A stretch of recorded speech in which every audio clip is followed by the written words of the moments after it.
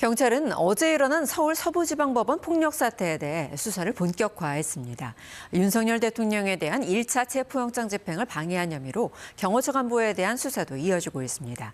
경찰청 국가수사본부의 취재기자 연결해 보겠습니다. 취재영 기자, 어제 서부지법 내부에서 사람과 찍기를 상대로 무차별 폭력이 벌어졌는데요. 경찰 대응은 어떻습니까?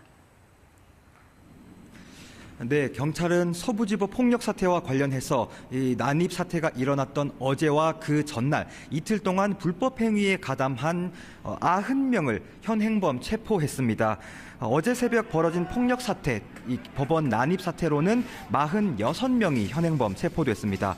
당시 경찰 51명이 다친 것으로 파악됐습니다.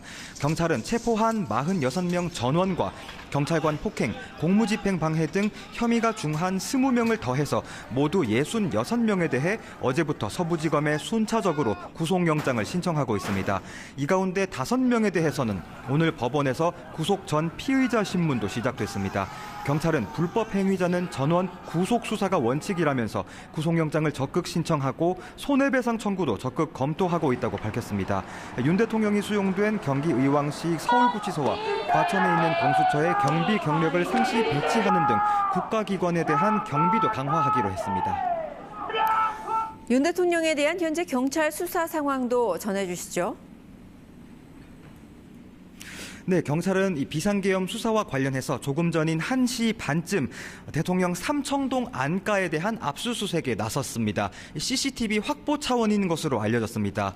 이와 별도로 지난 3일 윤석열 대통령에 대한 첫 번째 체포영장 집행을 방해한 혐의로 대통령 경호처 김신 가족부장을 오늘 소환했습니다. 김 가족부장은 오늘 오전 10시쯤 국수본에 출석하면서 영장 집행 방해 혐의를 인정하지 않는다고 밝혔습니다. 기관장이 불승인을 명령했고 지시가 내려왔기 때문에 이행하는 게 무조건적인 업무 매뉴얼이라고 설명했습니다. 경찰은 김 가족부장을 상대로 집행 저지를 누가 주도했는지, 무력 사용 지시가 있었는지 등을 조사할 계획입니다. 경찰은 박종중 전 경호처장, 김성훈 경호처 차장 등 경호처 간부 5명을 특수 공무집행 방해 등의 혐의로 입건해서 조사하고 있습니다.